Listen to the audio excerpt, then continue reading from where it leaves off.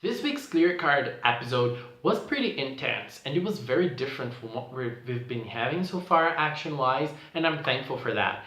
This was probably one of the best Clear Card episodes, and the base for this episode was Sakura's and Xiaodan's date. So they had a date in the aquarium. The aquarium is kind of known for us Sakura fans because there were lots of actions that happened there. So we knew that something probably was gonna come up, and we knew something was gonna happen there. But the date ended up being very cute. I feel like all the shyness that they have is becoming kind of annoying to watch. But I think that it worked out well in this episode, and it worked out well in the whole aquarium setting. They couldn't really talk to each other. They can't be really open with each other, but there were some nice moments. One of them was when there were foreigners. They were talking English and they were lost, and Xiaodan was the one who helped them. And I really liked seeing Xiaodan talking in English, speaking English like that. He seems to be like fluent in English. That's a very nice thing. I asked myself if the voice actor of Xiaodan had to work out their English skills so that they could do that scene, or if it was someone else. I don't know. But it worked out really well. It helped it break the ice a little bit, and it also gave us some funny actions and funny moments between him and Sakura. Sakura doesn't really understand what those people are saying, and they were like praising them as a couple, and it ended up being very funny.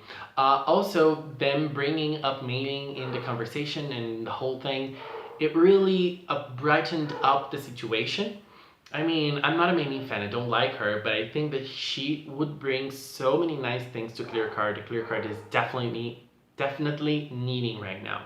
We had some other very funny moments, like when Carabitos tried to ask Yue if he would play with him, and Yue simply hung up on him. That was amazing. And I really liked Tomoyo in this episode, especially in the first half that she didn't appear, but it was because she was finally someone with a very clear opinion by letting Sakura and Xiaodan be together, just both of them. And that coming from Tomoyo is something, right? So other nice moments, the interaction between Toya and Xiaodan, it kind of is still the same from the original. And they have this rivalry, and they know there's something going on with each other. They don't really talk about it.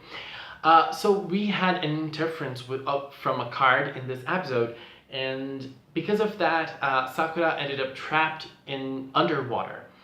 I felt that scene was really disappointing because I was expecting Sakura to use her powers to free herself from the whirlwind that caught her feet.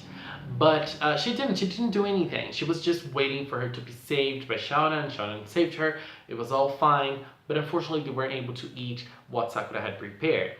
But then they came back at night. It's a callback to Sakura, to the original story, right? With the Aqua card. They were able to, enter there, and Sakura was able to use lots of different cards. Starting with the Lucid card, it really reminded me of Harry Potter with the invisibility cape. And it really reminded me of Harry Potter. That scene was nice. And after that, they were able to meet the Strange card. And the card started going after Sakura. We don't really know if the card was trying to attack her, but it really seemed that way. It seems that this card was this card has a very aggressive personality. And she used lots of cards. She used gravitation, she used flight, and lots of other ones to try to do something to that card, but she couldn't. And one thing I liked was when she used flight, the ribbon appeared. But when she had to frenetically fly, the ribbon became wings. It actually became wings, and it translated well to the need of action at that time.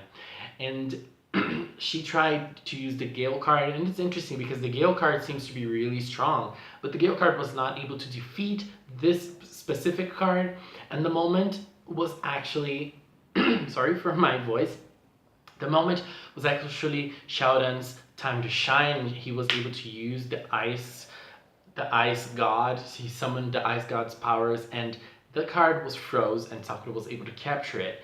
So when she captured it, we knew that the card was called Spiral. And it really sounds strange because what is a spiral? I mean, I don't know. I have no idea why that card exists or what it does.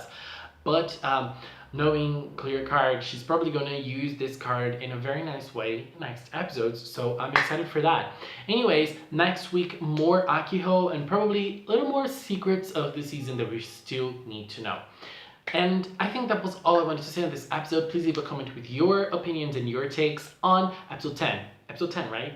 Guys, thank you so much for watching, and until next time, bye bye.